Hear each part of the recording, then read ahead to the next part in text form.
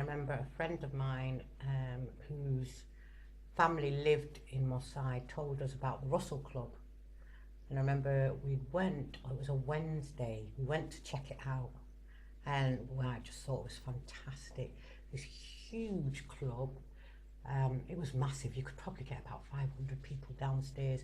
And then it had, on the top bit, the floor came out halfway over, the dance floor was huge. Came halfway over the dance floor and it was all glass. So you could stand upstairs, buy food, and there are places where you could sit and eat, but you could also look through the windows. You could see everybody on the dance floor, that kind of thing, go up there to chill out or whatever.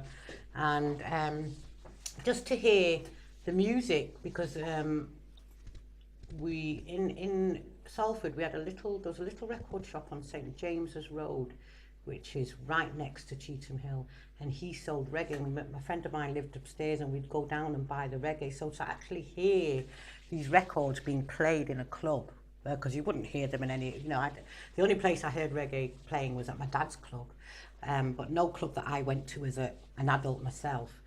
So to hear all this music, reggae and soul, it was just fantastic. And I think after that, well, it started going to Russell Club in 1973, and we must have gone every Saturday practically without break up till the 1976.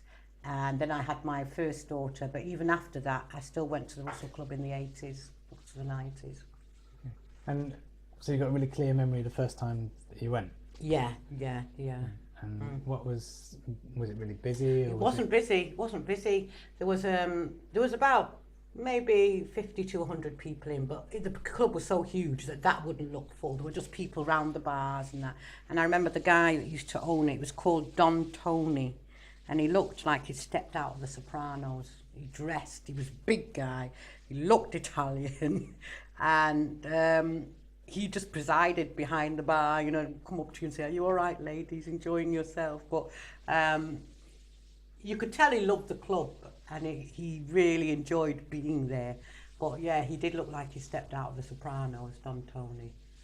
Okay. And who owned it after him then? After him, it was Tony Wilson and Alan Erasmus, and then it went. That was like the punk era, and then late 80s, early 90s, it went to the Bus Drivers Association. It was called the PSV then, Public Service Vehicles, and they ran it up to the late 90s until it was practically, it was a knocked down to make way for the flats that stand there now on that spot. So it had 3 different owners, and I remember going to it through most of those periods. The last time I went to the Russell, it was more going towards dance and rave music, and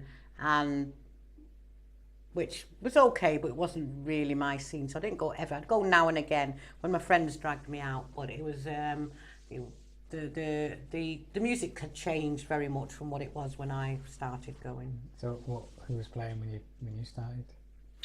I remember Tony West used to play, Felix and Richard Jones. They were the 3 main DJs, and Tony was very much into soul. They all were into a mixture, but Tony was very much into soul and jazz. Richard was more into reggae, and I don't know, there's a group more experimental kind of Afro beats, like there was a group called, was it Mandingo, very drum based music, and so they used to play a selection. You could hear anything from Bob Marley to Gregory Isaacs to Aretha Franklin, what was that girl that Ring My Bell? That was a big tune at that time. Can't remember the girl's name. So, anything from soul to jazz to reggae and roots. And did the music stay the same when Tony Wilson took it over, or did that change? No, there's still reggae, but then the punk era came in, so it's a kind of mix of reggae and punk. and all sorts of. I remember seeing, who did I see? John Holt. I think it was the Diamonds, or was it the Heptones? One of the two at the Russell. Big Youth. Oh